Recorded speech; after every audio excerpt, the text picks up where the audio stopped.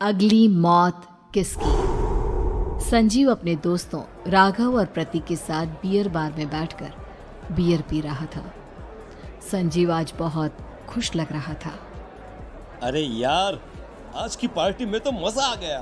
तुम दोनों दोस्तों के साथ तो मेरी जिंदगी इतनी अच्छी है कि क्या बताओ कितनी अच्छी है। अरे भाई, अब दोस्ती की है तो जीना मरना सब साथ में। हाँ अरे यार सुनो, जल्दी से एक बियर और ऑर्डर करते हैं ना, एक आखिरी, और उसके बाद ये जश्न यहीं खत्म हो जाएगा। अरे हाँ, क्यों नहीं। वेटर, जल्दी से 2 बियर की बोतल लेकर आओ। आज मेरे दोस्तों को जश्न मनाना है, क्यों?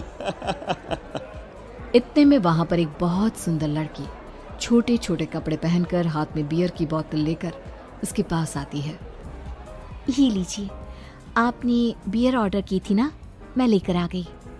क्या बात है यार, इस बार की वेटर तो बड़ी सुंदर है। अब बियर लेकर आई हो तो अपने हाथों से ही पिला दो ना। हाँ, क्यों नहीं, जैसा आप बोलोगे मैं वैसा ही करूँगी।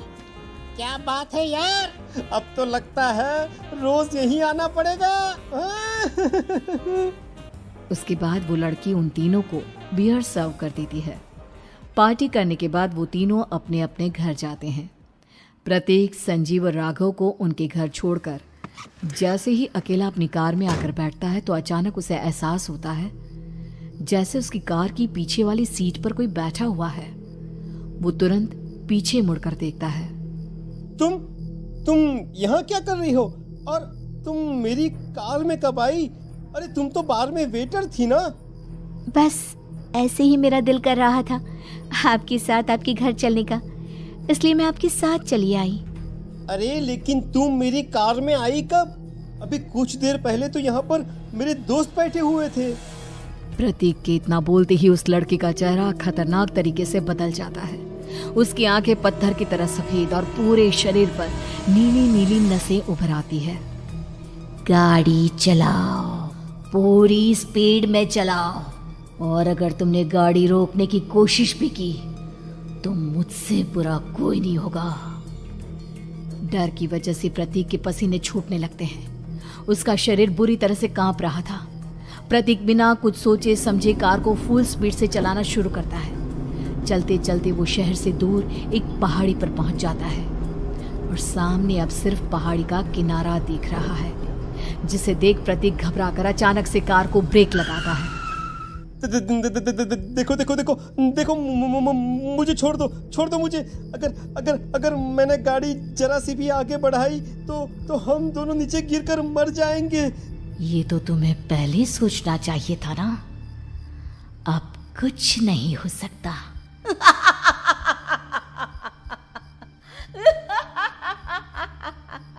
छोड़ दो मुझे। नहीं, प्लीज मुझे छोड़ दो। प्लीज मुझे जाने दो। छोड़ दो मुझे। गाड़ी आगे बढ़ाओ। और तभी अचानक से बिना प्रतीक के स्टार्ट किए उनकी कार आगे बढ़ती है और गहरी खाई में गिर जाती है। उसके चीखने की आवाज एक चारों तरफ सुनाई देती है।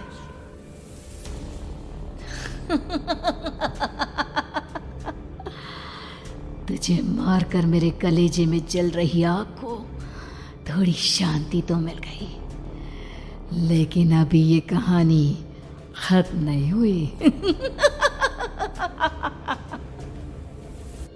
और फिर अगले दिन राघव और संजीव को पता चलता है कि प्रतीक की पहाड़ी से नीचे गिरकर मौत हो गई। अरे कल रात की तो बात है यार, हम सब बैठकर पार्टी कर रहे थे, लेकिन मेरी एक बात समझ में नहीं आ रही। राघव शहर से इतना बाहर उस पहाड़ी पर इतनी रात को क्या करने गया था? अरे यार, वही सोचकर तो मैं भी परेशान हूँ। हम दोनों को छोड़ने के बाद तो वो सीधा अपने घर जाने वाला था, और वो आत्महत्या क्यों करेगा भाई? कल रात तक वो कितना खुश था, हमारे साथ सेलिब्रेट कर रहा था। हाँ, लेकिन पुलिस ने तो यही कहा है कि प्रतीक ने अपनी कार को जानबूझकर पहाड़ी से नीचे गिरा दिया और आत्महत्या कर ली। अरे यार संजीव, मेरी तो कुछ भी समझ में नहीं आ रहा है। चल ठीक है, अब मैं अपने घर जाता हूँ। Okay, bye. राघव अपने घर में अकेला था। दोपहर का वक्त था। तभी दरवाजे की घंटी बजी। कौन है? अरे 1 मिनट रुको, अभी आता हूँ। राघव ने जैसे ही दरवाजा खोला उसने देखा कि सामने एक बहुत खूबसूरत लड़की खड़ी हुई है। कौन है आप और यहाँ किससे मिलने आई हैं? देखिए ना, बाहर बारिश शुरू हो गई थी, मेरी गाड़ी खराब हो गई है। आपका घर नजर आया तो सोचा कुछ हेल्प ले लेती हूँ। क्यों नहीं, आइए ना, आइए आइए। मेरे कपड़े पूरे भीग चुके हैं, क्या आपके पास टॉवल मिलेगा प्लीज? राघव अपने बाथरूम से एक टॉवल लाकर उस लड़की को देता है। थैंक यू सो मच, अब मैं चलती हूँ। अरे इतनी क्या जल्दी है? आप चाहे तो बारिश रुकने तक यहाँ पर रुक सकती हैं। हाँ। लड़की ने पलटकर राघव की तरफ देखा। नहीं, मुझे जाना होगा, मेरा काम बाकी है। और वो वहां से चली गई। उस लड़की के जाने के बाद राघव अपने बाथरूम में नहाने के लिए गया और जैसे ही उसने बाथरूम में देखा तो उसका टॉवल वहीं पर लटका हुआ था। उसने टॉवल हाथ में लिया तो देखा कि उसका पूरा टॉवल खून के धब्बों से सना हुआ है। अरे अरे ये क्या? ये टॉवल तो मैंने उस लड़की को दे दिया था।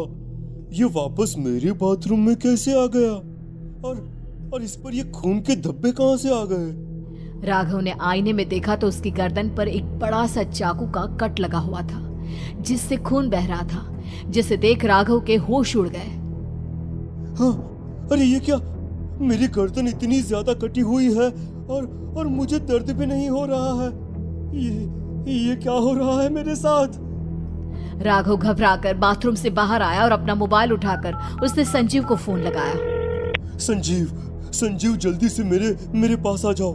मुझे लगता है कुछ बहुत बड़ी गड़बड़ है, जल्दी आ जाओ। उधर से आवाज आई, लेकिन वो आवाज संजीव की नहीं बल्कि एक लड़की की थी। कुछ अजीब नहीं हुआ है, बस तुम्हारी मौत तुमसे मिलने आई थी और तुम्हें मारकर चली गई। अब तुम इस दुनिया का हिस्सा नहीं हो राघव, इसलिए तुम्हें अपनी गर्दन के कटने का दर्द भी महसूस नहीं हो रहा। नहीं, ऐसा नहीं हो सकता, ऐसा नहीं हो सकता। कौन हो तुम? तुम्हारी मौत। अब संजीव के पास खबर पहुंचती है कि राघव ने अपने ही घर में चाकू से गर्दन काटकर आत्महत्या कर ली। ये सुनने के बाद संजीव के होश उड़ गए। वो पसीने से तरबतर हो गया और एक अनजाना डर अब उसके दिल को सताने लगा।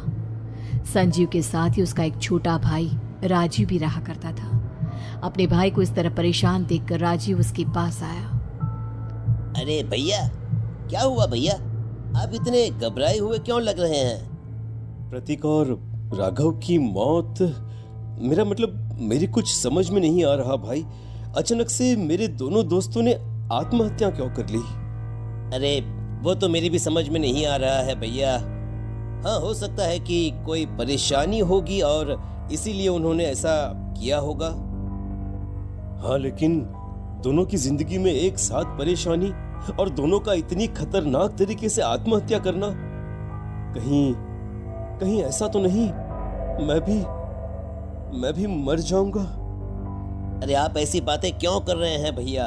वैसे ही मैं इतना परेशान हूँ। जब से अंजलि ने मेरा साथ छोड़ा है तब से सब कुछ बहुत अजीब सा हो गया है। रोज रात को डरावने सपने आते हैं। ऐसा लगता है जैसे अंजलि बार बार मेरे सपनों में आकर मुझे डराने की कोशिश करती है। अंजलि का नाम सुनते ही संजीव की आंखें फट गई और उसके गले में आवाज अटक गई। उसके चेहरे पर घबराहट साफ नजर आ रही थी।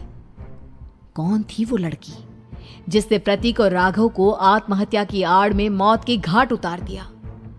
और कौन थी अंजलि जो बार बार राजीव के सपनों में आकर उसे डरा रही थी?